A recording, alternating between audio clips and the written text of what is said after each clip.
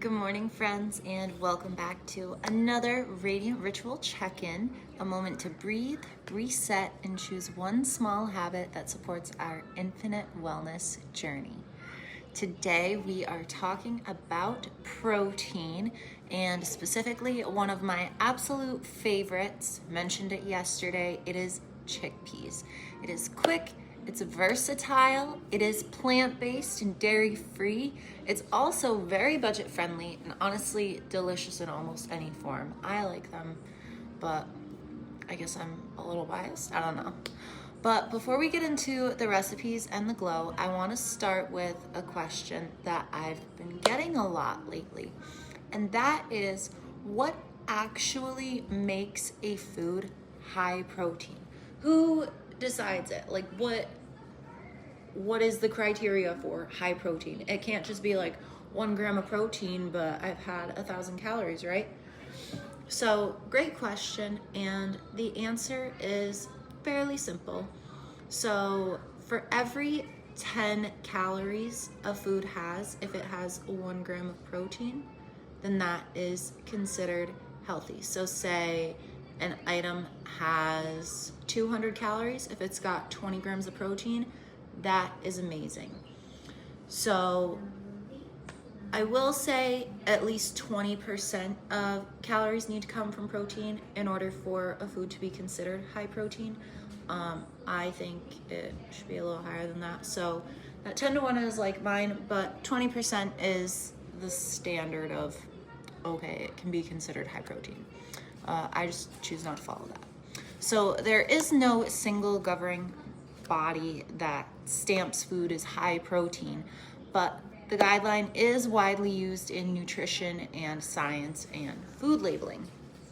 Another helpful way to think about it is the calorie to protein ratio. So food with more protein per calorie are considered higher protein choices. Foods with more calories than protein grams can still be nutritious. They just aren't classified as high protein. But obviously an apple doesn't have a lot of protein, but you're still getting a lot of vitamin A, vitamin C. It's still a healthy food, right? But this ratio helps you understand how filling, energizing, and supportive a food might be when you're trying to increase your protein intake without dramatically increasing the calories. So that brings us to today's star. So I saved the can, but I use just canned chickpeas. So I get the organic version from Great Value. I think they're like $1.98 a can or something. Unless I'm eating them by themselves, and even then I don't typically just eat one whole can at a time. I might eat half a can if I'm eating only chickpeas, but yeah. So you can bake them until they're crispy. You can pan fry them with spices. You can rinse and eat them straight from the can if you want. You can toss them into a salad, make them into rice bowls. I really like to add this to rice with some veggies and then put salmon on the side or chicken. That is really, really good. Chickpeas, if you're familiar with hummus, this is the main ingredient in hummus. So that pasty kind of texture comes from chickpeas, also called garbanzo beans, as you can see on the label. They can be made into sweet flavors, savory flavors. They are the absolute definition of versatile, so that's pretty cool.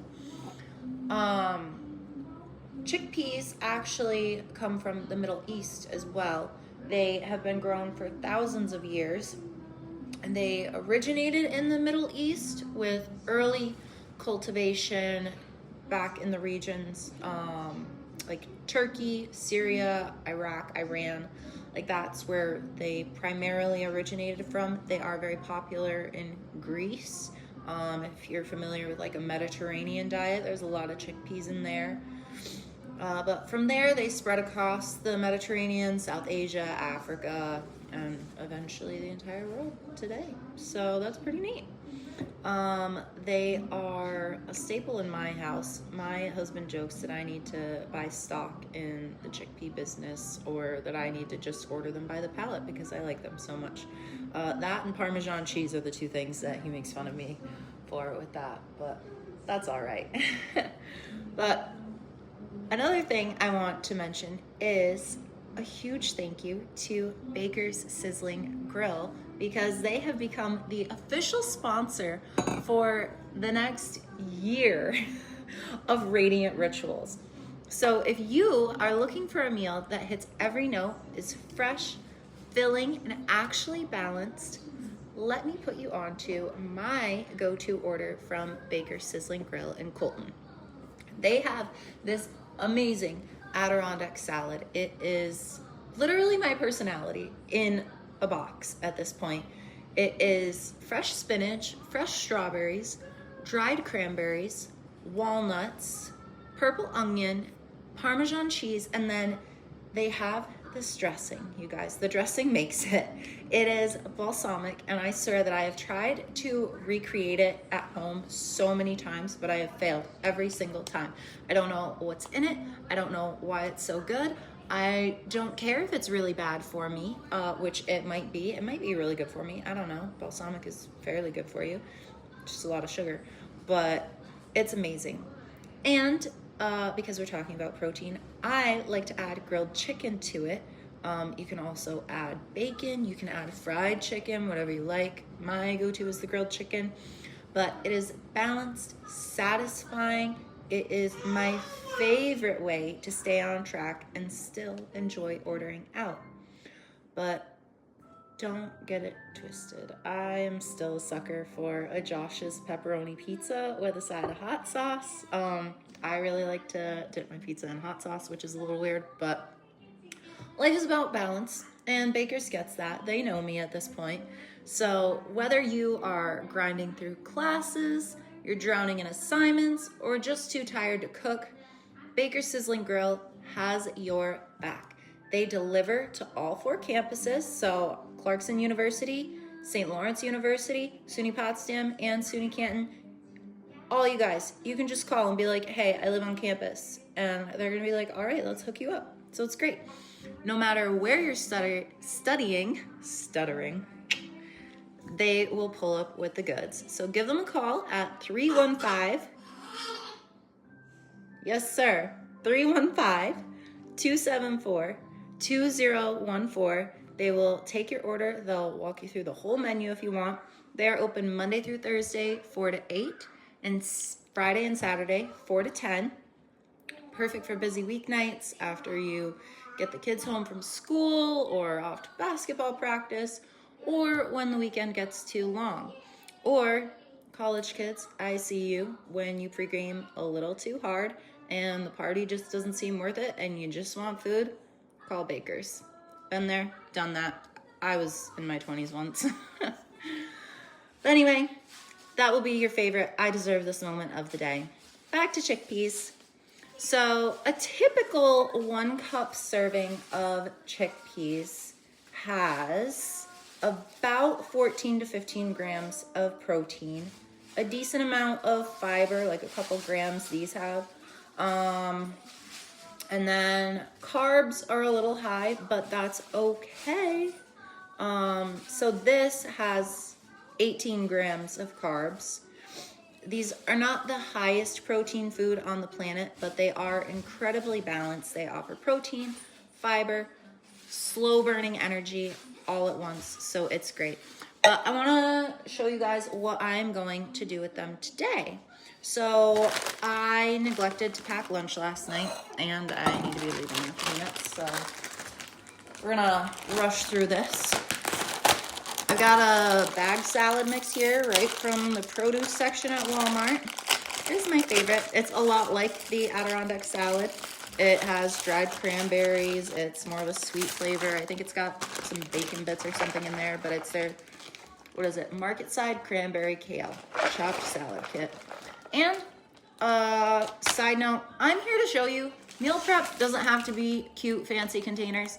Yeah, I have those too. Totally love them. I'm a glass girly, definitely. But these are just repurposed Aldi lunch meat containers. Literally anything works. Don't let the internet trick you into Amazon buys or rabbit holes of like buying cute lunch containers or I want this color or whatever, because I'm a pink and purple girly. I love everything I have to be pink or purple or blue. I guess I'm putting all the cranberries in one. That's fine. I have my own cranberries I can add. But I am going to just throw this in a bowl, right? Super fast, super simple, and fry up some chickpeas. And another great thing is, I don't know if this is like a life hack, but you don't have to put oil in a frying pan to heat something up and make it crispy, just in case people weren't aware of that. You can, a lot of times, I just throw water in a frying pan with whatever I'm cooking. I've already opened that can, rinsed these, that's all that happened, and then I drained them. But yeah, a lot of things, you can just throw water in a frying pan. You don't have to add the extra calories or extra fats if that's not your thing. I'll go back and forth because I understand the value of healthy fats, which everyone should, but I understand fats get a bad rap in today's age, and that's fine. We'll work on it together as we grow through Radiant Rituals. But yeah, I'm not throwing anything in my pan to like lubricate the chickpeas. They come out of the can wet. I don't need to lubricate the pan. It's fine.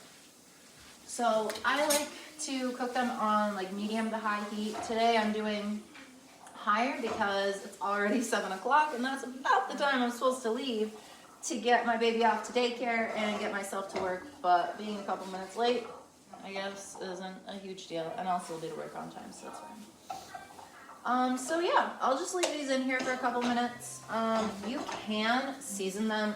Don't judge my seasoning cupboard because it's not great. You can season them with whatever. I love adobo. I love ranch, salt and pepper. I love salt, like unhealthy amounts of salt. So I put salt on everything.